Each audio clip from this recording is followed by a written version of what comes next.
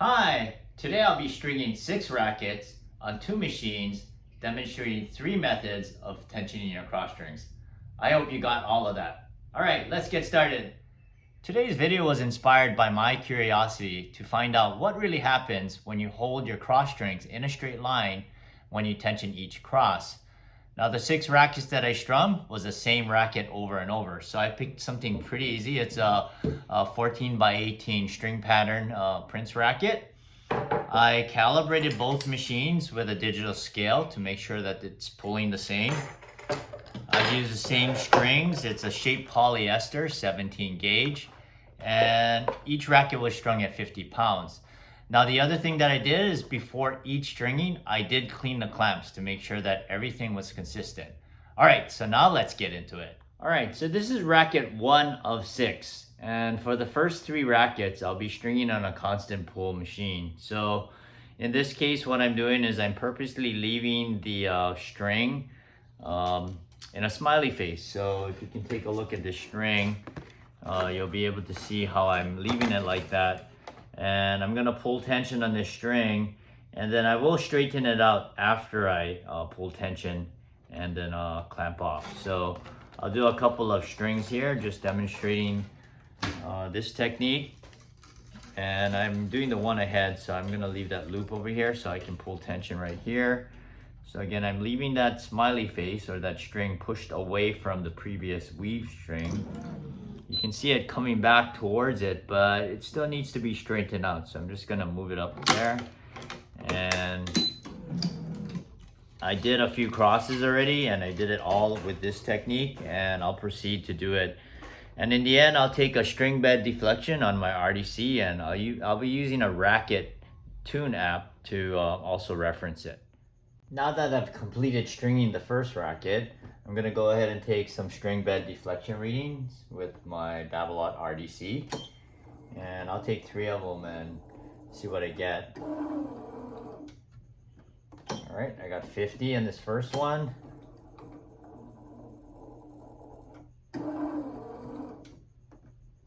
$51.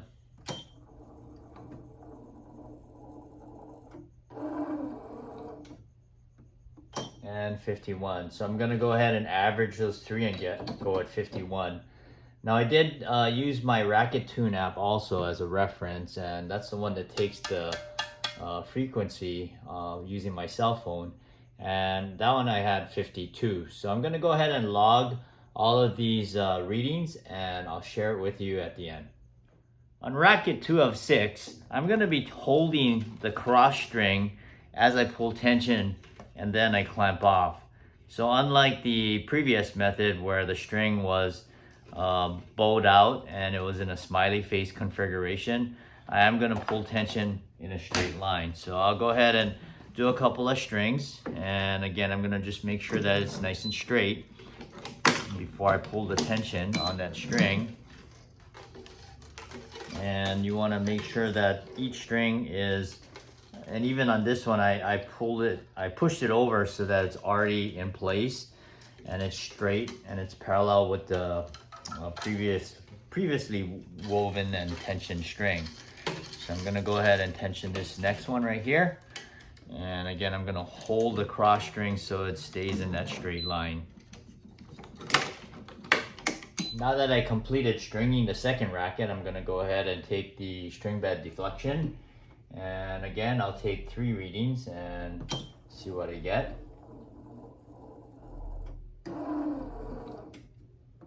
All right, so on this first one, I got 52.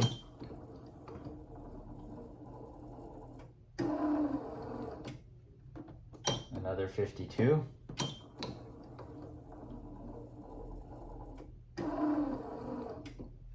And 3 52s. And I did do the Racquet app test, and I got 53, which was 1 unit higher than the previous racket. And again, this all came out at 52, so this one came out 1 unit higher also.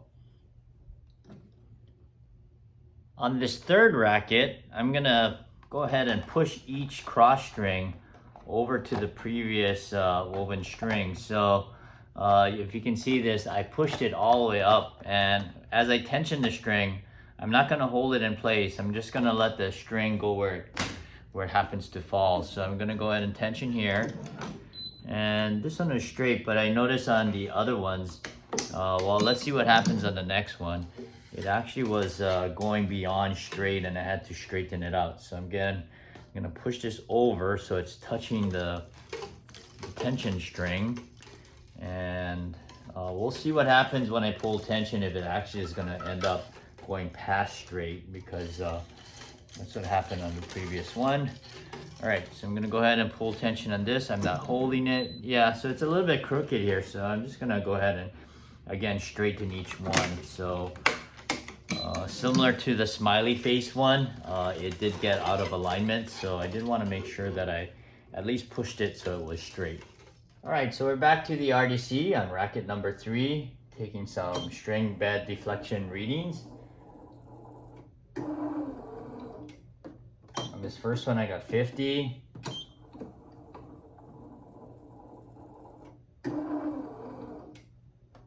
Another 50.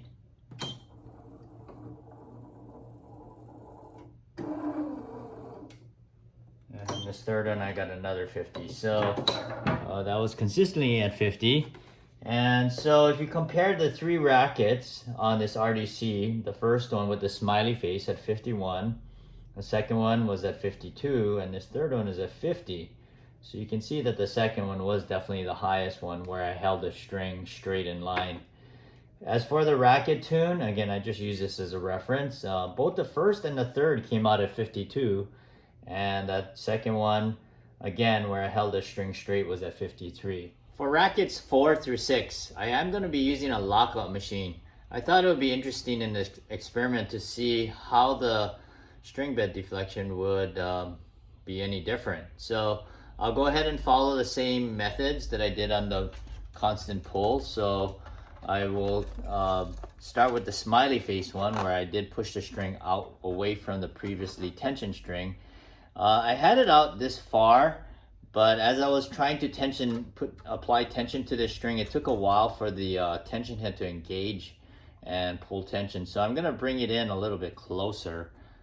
This is about an inch, maybe an inch and a half. So for each string, I'll go ahead and pull it. I'm not gonna touch it until it completes pulling that tension, and then I'll straighten out the string and then clamp off. So I'll finish the rest of the racket that way, and we'll take some readings. And 49. So I'll go ahead and record 49 as a string bed deflection. On the racket tune, I got 52. Although I didn't think it was necessary for me to show you the method that I'll be using for the 5th racket, basically I'll just be holding the string in place as I tension each string. But I did want to mention something about how I tension each string. So I did another video called consistent tensioning on a lockout machine. So basically what I do is I bring the tension head right up to the top riser where it can clear, and I always make sure the knob is set at 12 o'clock. So what's going to happen is each pull that you make will always start from the same fixed position, and after each pull you're just going to make sure that you return it back to that, and right at 12 o'clock. In that video I also mentioned why it makes a difference whether you pull your strings close to the frame compared to starting to pull like further away from the frame. So yeah, check it out. I'm gonna go ahead and finish this racket, and we'll take some readings. And 49, so I'll go with 50 on this one.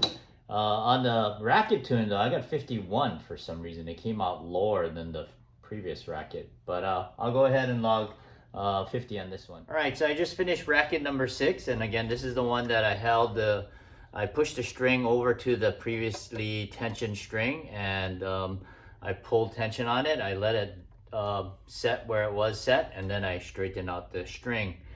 So before I remove this racket and take a reading, I did want to mention something about the Neos 1000, and I'll include a picture.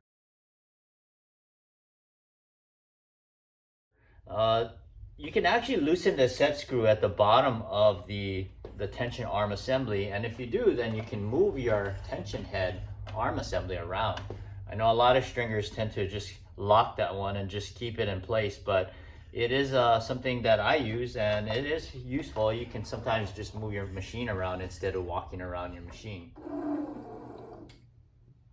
And 48. So I'm gonna log that in as 48. And on the Racquet tune, I had 50. So I'm gonna go ahead and put these numbers up, and we'll talk about our findings. In this diagram here, what I did is I placed Racquets 1, 2, and 3 under the constant pull, 4, 5, and 6 under the lockout.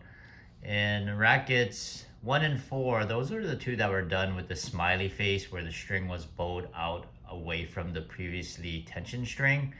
So I have these three values here under RDC where I got 49, 49, and 49. So that was where I took those three readings, then I averaged it out. So this one, you can see how I got 50 on this one and 51, 51. So I just gave it a 51 on that. So I did that with all the Racquets. And then Racquets 2 and 5, you'll see that it actually has the highest value of the three that I did. So you'll see how 50 is the highest of these three numbers, and 52 is the highest of these three. So it did result in a higher string bed stiffness and higher tension.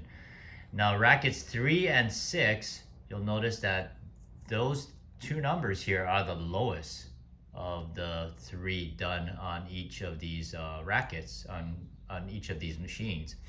So having the string close to the previously tension string does cause a lot of friction, so I can see how that would be the case.